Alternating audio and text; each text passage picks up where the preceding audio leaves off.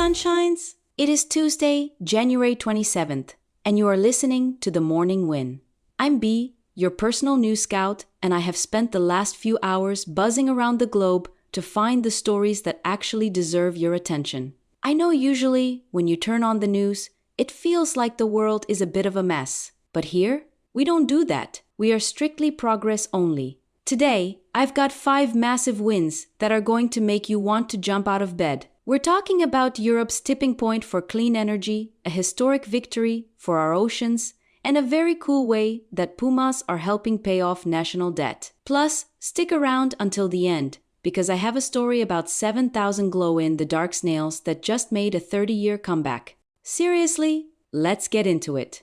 First up, let's talk about power. And I don't mean the who's winning the election kind. I mean the stuff that keeps your lights on. For years, people said switching the whole world to clean energy would take decades, right? Well, Europe just said, hold my honey. The latest data for 2025 is officially in, and for the first year in history, wind and solar power generated more electricity in the EU than all fossil fuels combined. Think about that. The wind and the sun are officially outperforming coal and gas. Experts are calling this a permanent tipping point.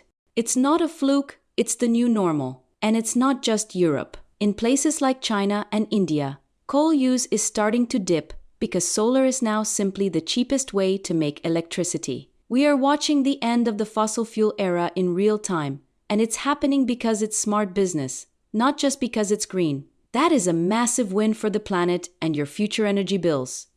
Now, let's dive into the deep blue. Have you ever wondered who makes the rules in the middle of the ocean? You know, the high seas that don't belong to any one country? For a long time, the answer was basically nobody.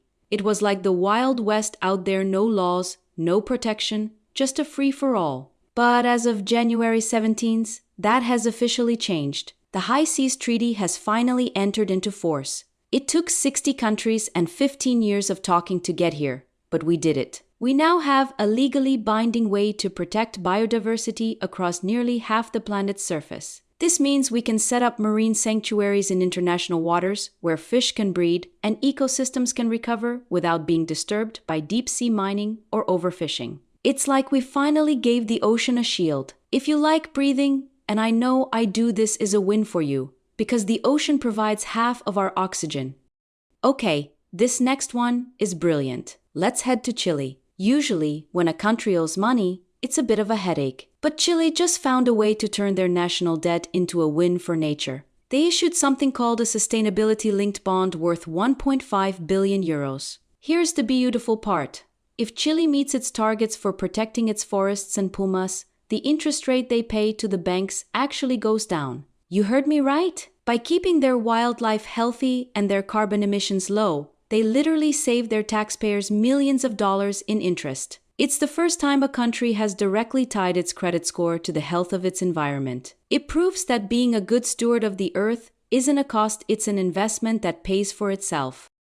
I promised you snails, and I'm a bee of my word. Let's talk about the Partula snail in French Polynesia. These little guys were declared extinct in the wild 30 years ago. Gone. Poof! But scientists and zoos didn't give up. They've been running a snail bootcamp, a breeding program for 3 decades. And just this week, they released 7,000 of these snails back into the wild. They have these gorgeous shells that almost seem to glow. They are vital for the forest floor, and seeing them crawl back into their ancestral homes after 30 years is a huge reminder that extinct doesn't always have to be the end of the story if we're willing to do the work. Finally, let's swing by Spain. They just released 9 European bison into the Iberian highlands.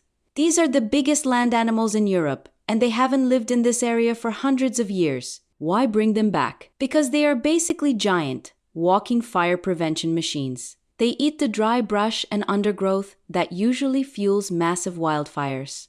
By just being bison, they are making the landscape safer for humans and other animals alike. Plus, they look absolutely majestic.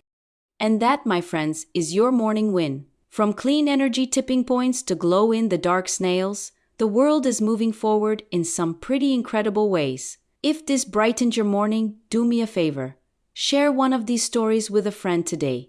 Let's drown out the noise with some actual progress. I'll be back tomorrow morning at 8 a.m. sharp to do it all again. I'm Bea, and you've got this. Go out there and make it a great day.